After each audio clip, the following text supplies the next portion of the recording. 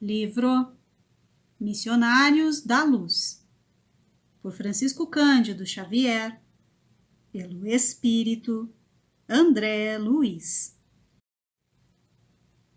8. No plano dos sonhos. Após alguns minutos de conversação encantadora, o irmão Francisco acercou-se do orientador, indagando sobre os objetivos da reunião da noite. Sim, esclareceu Alexandre afável. Teremos algum trabalho de esclarecimento geral a amigos nossos relativamente a problemas de mediunidade e psiquismo, sem minúcias particulares. Se nos permite, tornou o interlocutor, estimaria trazer alguns companheiros que colaboram frequentemente conosco. Seria para nós grande satisfação vê-los aproveitando os minutos de sono físico. Sem dúvida, destina-se o serviço de hoje à preparação de cooperadores nossos, ainda encarnados na crosta. Estaremos à sua disposição e receberemos seus auxiliares com alegria. Francisco agradeceu, sensibilizado, e perguntou: poderemos providenciar? Imediatamente, explicou o instrutor, sem hesitação. Conduza os amigos ao sítio de seu conhecimento.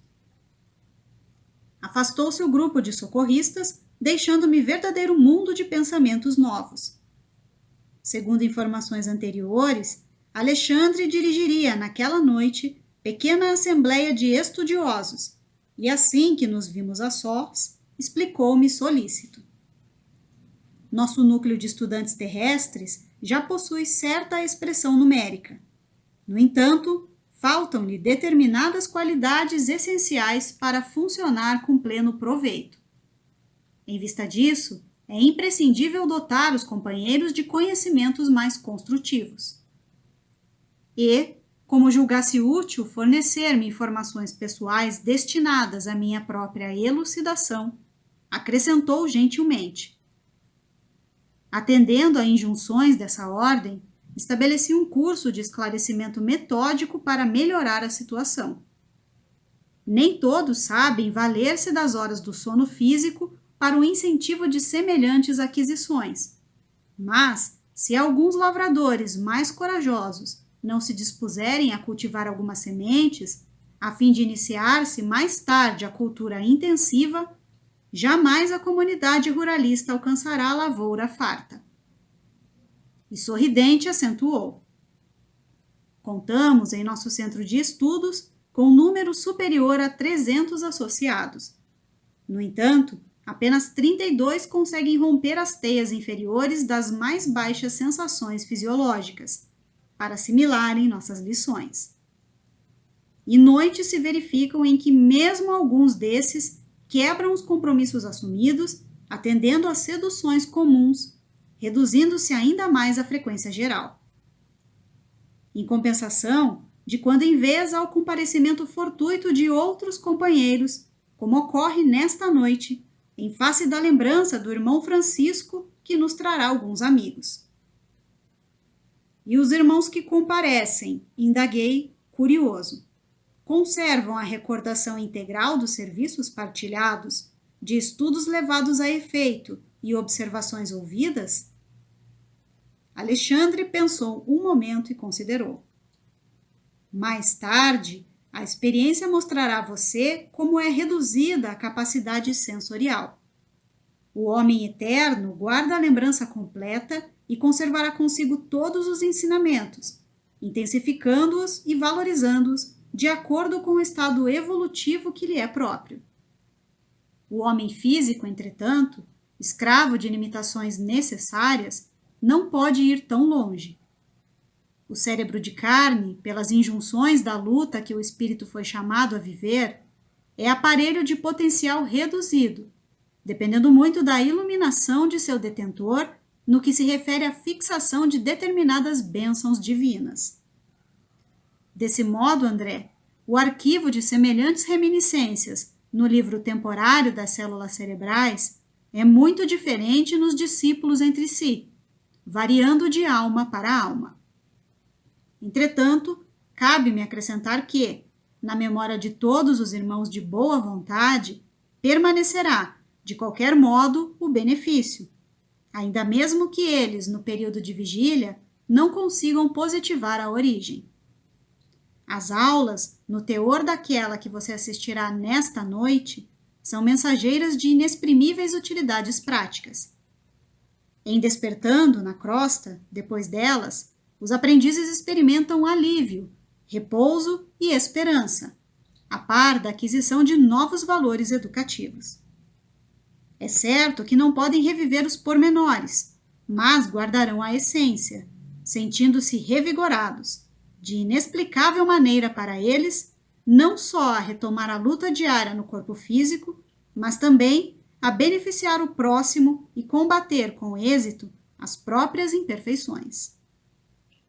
Seus pensamentos tornam-se mais claros, os sentimentos mais elevados e as preces mais respeitosas e produtivas, enriquecendo-lhes as observações e trabalhos de cada dia.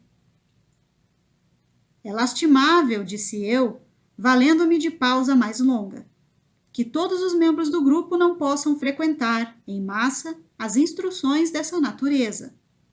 Seria de extraordinária significação o ato de se congregarem mais de 300 pessoas para os mesmos fins santificantes, recebendo, em conjunto, sublimes bênçãos de iluminação.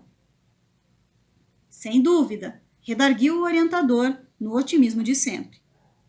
No entanto, não podemos violentar ninguém. Toda elevação representa uma subida, e toda subida pede esforço de ascensão.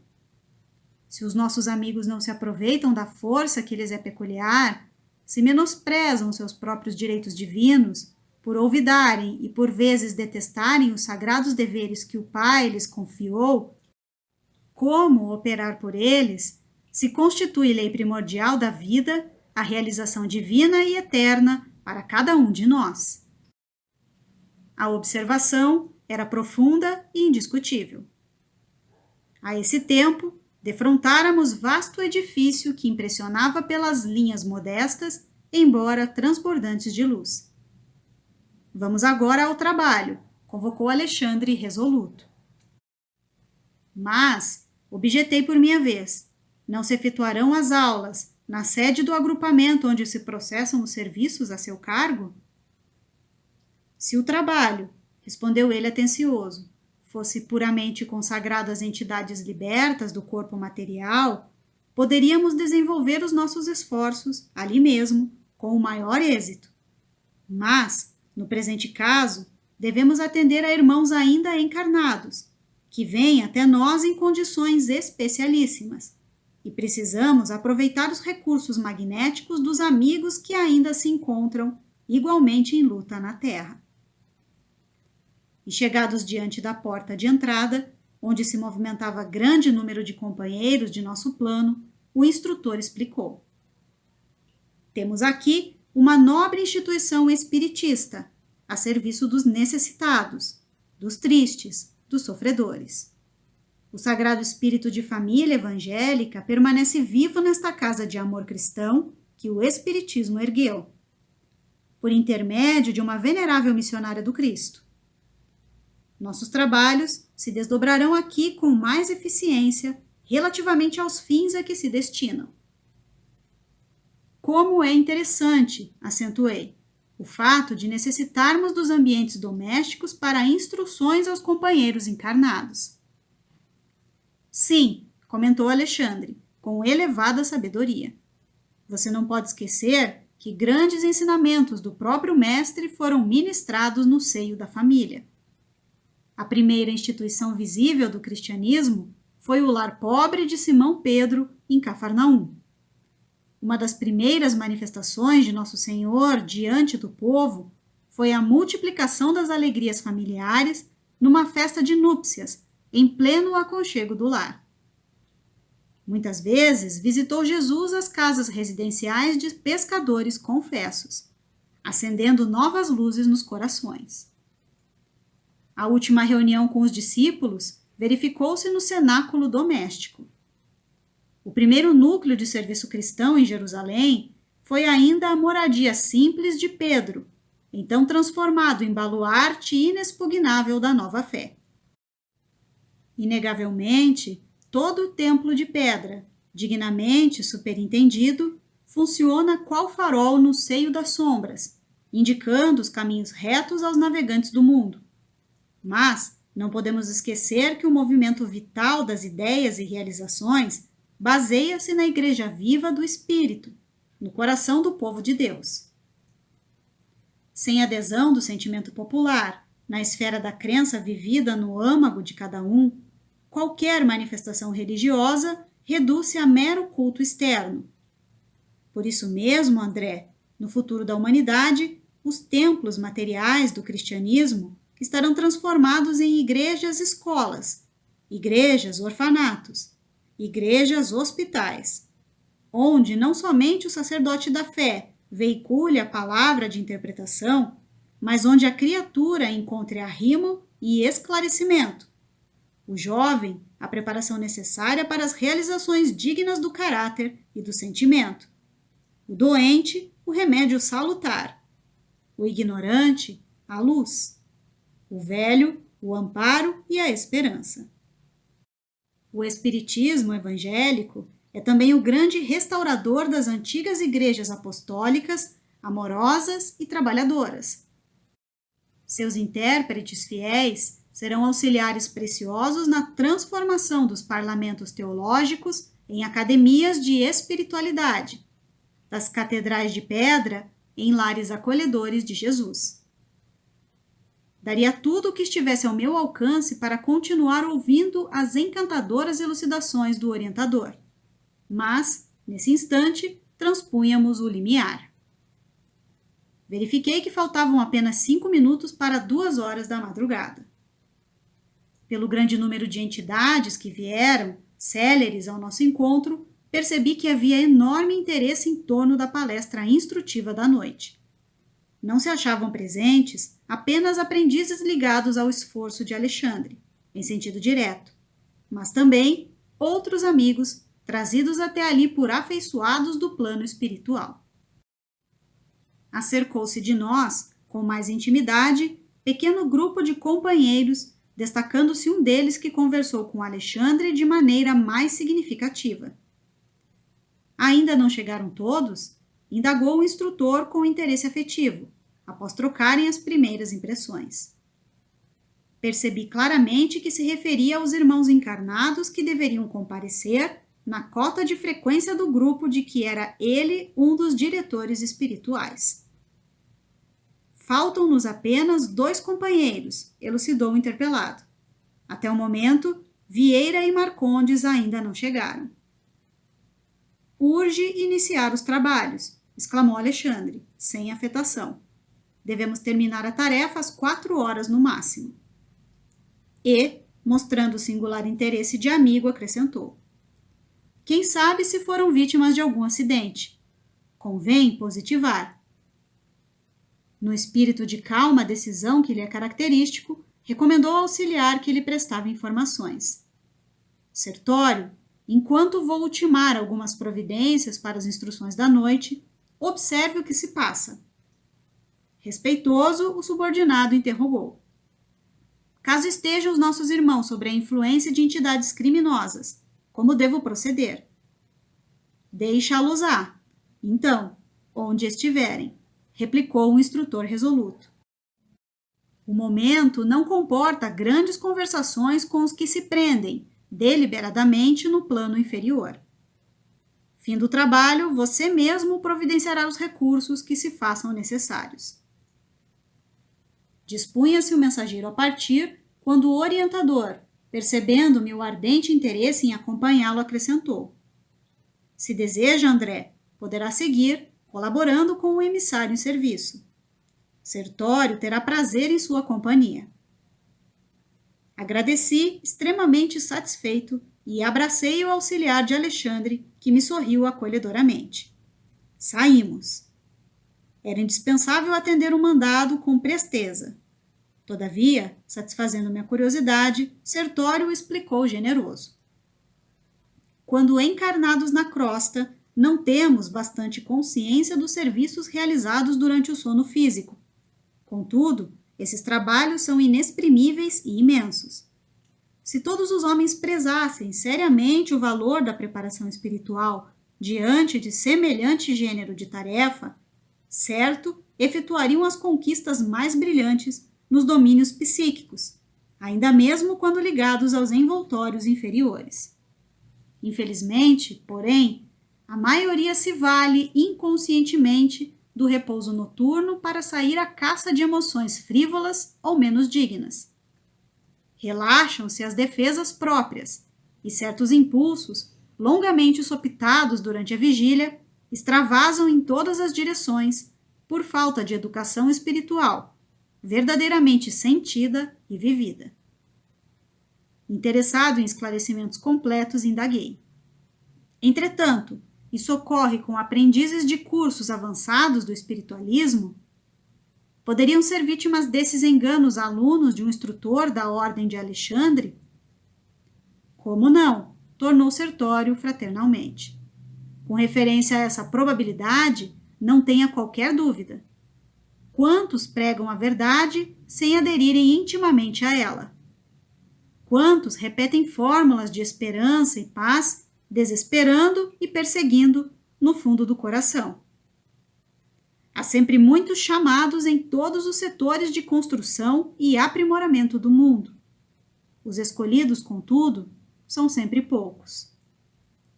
Completando o pensamento, como a escoimá-lo de qualquer falsa noção de particularismos na obra divina, Sertório acrescentou. E precisamos reajustar nossas definições sobre os escolhidos. Os companheiros assim classificados não são especialmente favorecidos pela graça divina, que é sempre a mesma fonte de bênçãos para todos.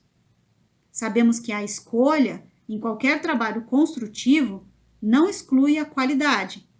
E se o homem não oferece qualidade superior para o serviço divino, em hipótese alguma, deve esperar a distinção da escolha.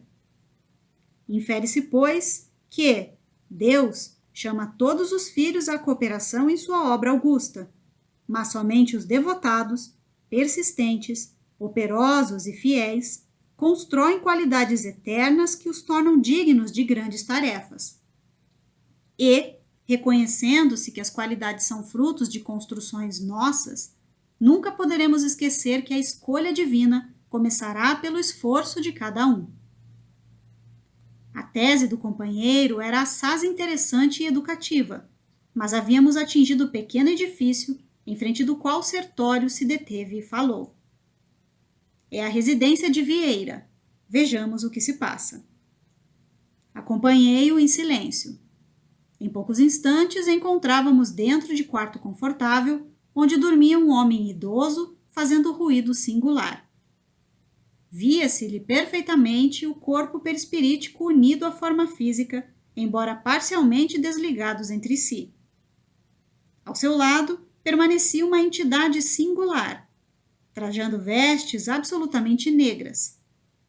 Notei que o companheiro adormecido permanecia sob impressão de doloroso pavor.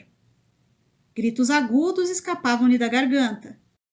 Sufocava-se angustiadamente, enquanto a entidade escura fazia gestos que eu não conseguia compreender. Sertório acercou-se de mim e observou. Vieira está sofrendo um pesadelo cruel. E indicando a entidade estranha, creio que ele terá atraído até aqui o visitante que o espanta. Com efeito, muito delicadamente, o meu interlocutor começou a dialogar com a entidade de luto. O amigo é parente do companheiro que dorme? Não. Somos conhecidos velhos. E, muito impacientemente, acentuou.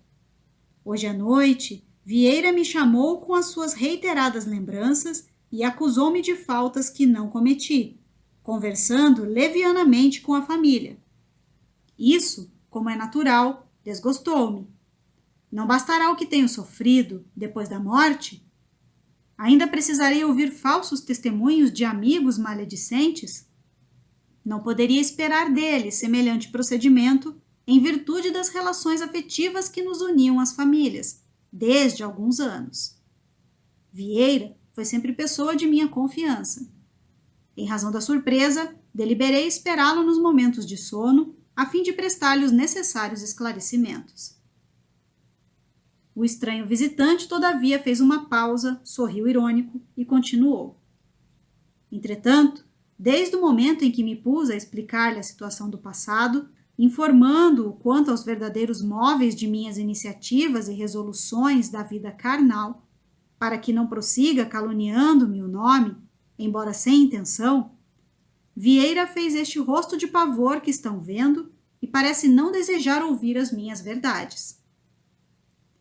Interessado nas lições novas, aproximei-me do amigo, cujo corpo descansava em posição horizontal, e senti-lhe o suor frio ensopando os lençóis.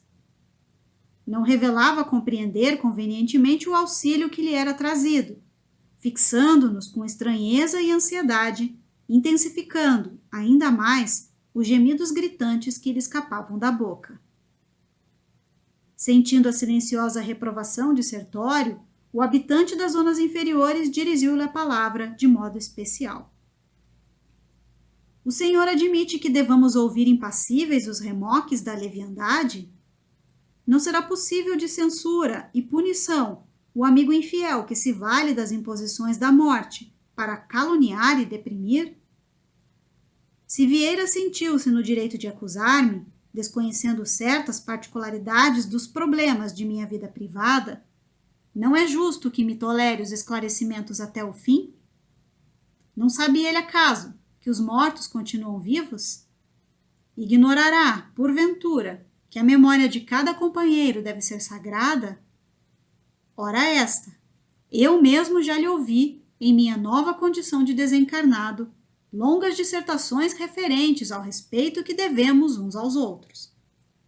Não considera, pois, que tenho motivos justos para exigir um legítimo entendimento? O interpelado esboçou um gesto de complacência e observou. Talvez esteja com a razão, meu caro. Entretanto, creio deva desculpar o seu amigo. Como exigir dos outros conduta rigorosamente correta se ainda não somos criaturas irrepreensíveis? Tenha calma, sejamos caridosos uns para com os outros. E, enquanto a entidade se punha a meditar nas palavras ouvidas, Sertório falou-me em tom discreto. Vieira não poderá comparecer esta noite aos trabalhos. Não pude reprimir a má impressão que a cena me causava, e talvez porque eu fizesse um olhar suplicante, advogando a causa do pobre irmão, quase a desencarnar-se de medo, o auxiliar de Alexandre prosseguiu. Retirar violentamente a visita, cuja presença ele próprio propiciou, não é tarefa compatível com as minhas possibilidades do momento, mas podemos socorrê-lo acordando. E, sem pestanejar, sacudiu o adormecido energicamente, gritando-lhe o nome com força.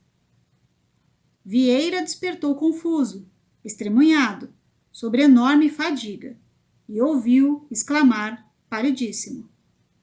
Graças a Deus acordei. Que pesadelo terrível! Será crível que eu tenha lutado com o fantasma do velho Barbosa? Não, não posso acreditar. Não nos viu, nem identificou a presença da entidade enlutada, que ali permaneceu até não sei quando.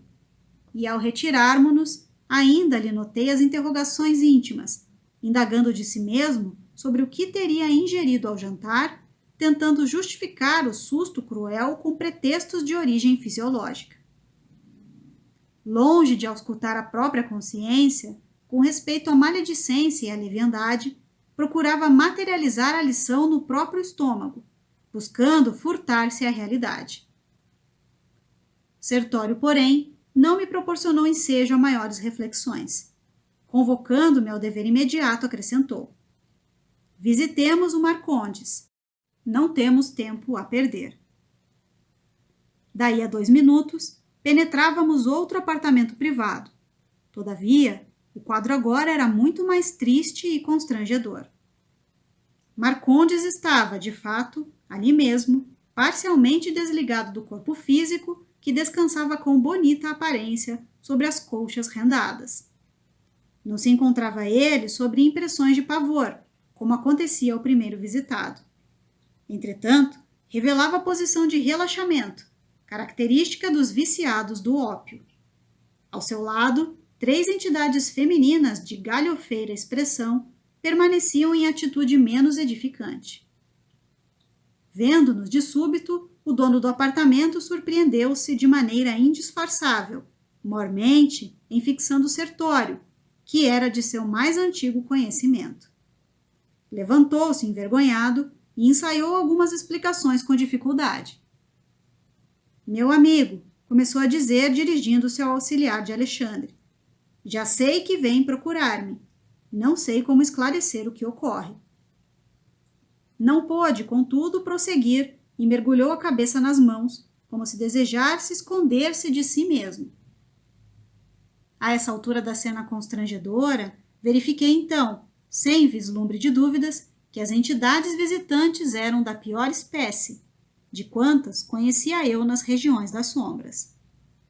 Irritadas talvez com o recuo do companheiro, que se revelava triste e humilhado, prorromperam em grande algazarra, acercando-se mais intensamente de nós, sem o mínimo respeito. Impossível que nos arrebatem Marcondes, disse uma delas enfaticamente. Afinal de contas, vim de muito longe para perder meu tempo assim, sem mais nem menos. Ele mesmo nos chamou para a noite de hoje, exclamou a segunda atrevidamente, e não se afastará de modo algum. Sertório ouvia com serenidade, evidenciando íntima compaixão. A terceira entidade, que parecia reter instintos inferiores mais completos, aproximou-se de nós com terrível expressão de sarcasmo e falou, dando-me a entender que aquela não era a primeira vez que Sertório procurava o sítio para os mesmos fins e nas mesmas circunstâncias. Os senhores não passam de intrusos. Marcondes é fraco, deixando-se impressionar pela presença de ambos. Nós, todavia, faremos a reação. Não conseguirão arrancar-nos o predileto. E gargalhando, irônica, acentuava. Temos também um curso de prazer. Marcondes não se afastará. Contrariamente aos meus impulsos, Sertório não demonstrava a mínima atenção. As palavras e expressões daquelas criaturas, porém, irritavam-me. Ao meu lado, o auxiliar de Alexandre mantinha-se extremamente bondoso. A própria vítima permanecia humilde e triste. Por que semelhantes insultos? Ia responder alguma coisa no sentido de esclarecer o caso em termos precisos, quando Sertório me deteve. André, contenha-se. 1 minuto de conversação atenciosa com as tentações provocadoras do plano inferior pode induzir-nos a perder um século. Em seguida, com invejável tranquilidade, dirigiu-se ao interessado, perguntando, sem espírito de censura. Marcondes, que contas darei hoje de você, meu amigo? O interpelado respondeu lacrimoso e humilhado. Ó, Sertório, como é difícil manter o coração nos caminhos retos. Perdoe-me, não sei como isto aconteceu. Não posso explicar-me. Mas Sertório parecia pouco disposto a cultivar lamentações, e mostrando-se muito interessado em aproveitar o tempo, interrompeu-o. Sim, Marcondes, cada qual escolhe as companhias que prefere. Futuramente você compreenderá que somos seus amigos leais e que lhe desejamos todo o bem. Despejaram as mulheres nova série de frases ridicularizadoras. Marcondes começou de novo a lastimar-se, mas o mensageiro de Alexandre, sem hesitar, tomou-me à destra e regressamos à via pública. Voltemos imediatamente, disse ele decidido. E em que ficamos? Indaguei. Não vai acordá-lo? Não, não podemos agir aqui do mesmo modo. Marcondes deve demorar-se em tal situação para que amanhã a lembrança desagradável seja mais duradoura, fortificando-lhe a repugnância pelo mal. O que fazer então? Perguntei espantado. Diremos ao nosso orientador o que ocorre, redarguiu Sertório calmamente. É o que nos cabe levar a efeito. E, sintetizando longas considerações que poderia expender relativamente ao assunto, frisou. Por agora, André, chama-nos o dever mais alto no campo de nossa jornada para Deus. Entretanto, quando terminarem as instruções da noite, voltarei a ver o que é possível efetuar em favor de nossos pobres amigos. No momento, não devemos perder os minutos. As preleções de Alexandre não se destinam somente ao preparo dos nossos irmãos que ainda se ligam aos envoltórios da carne, na superfície da crosta. São igualmente valiosas para nós outros, que necessitamos enriquecer possibilidades para socorrer, com êxito, os companheiros encarnados. Sim, concordo, respondi. No entanto, a situação de Vieira e Marcondes sensibiliza-me fundamente. Sertório, porém, cortou-me a palavra, rematando seguro de si. Conserve seu sentimento, que é sagrado. Não se arrisque, porém, a sentimentalismo doentio. Esteja tranquilo quanto à assistência, que não lhes faltará no momento oportuno. Não se esqueça, porém, de que, se eles mesmos algemaram o coração em semelhantes cárceres, é natural que adquiram alguma experiência proveitosa à custa do próprio desapontamento.